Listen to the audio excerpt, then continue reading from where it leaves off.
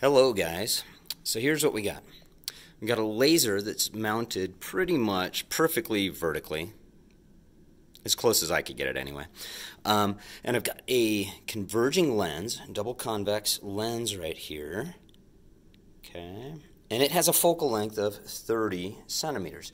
So this distance from the lens to that piece of paper right there, or the ant, you could think of it like that, is 30 centimeters. Well, what I wanted to do was I wanted to show that if I had rays coming in essentially parallel and hitting essentially anywhere on this lens, I wanted to show that all of those rays should essentially pass through the focal. And there's tons of different ways to show this, but I thought this was pretty neat. So I'm going to turn this thing on. Okay.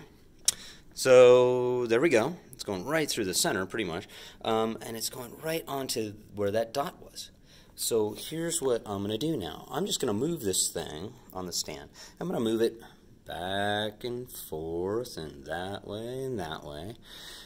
And we're going to see what happens to this spot. So here we go. I'm going to push it away from me. I'm going to push it or pull it towards me.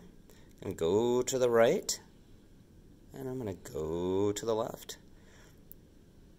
This thing, that dot, that laser, even though I'm going all over the place, you can see what I'm doing, even though I'm going all over the place, that is staying right in the center. I think that's a pretty cool way of showing what the light rays, essentially coming in parallel from the sun, striking this lens, and if I can get that focal length just right, I get a very concentrated beam. And we'll talk about spherical aberration too. It relates to lenses in a similar way as it does to mirrors, like we've already talked about. Cool.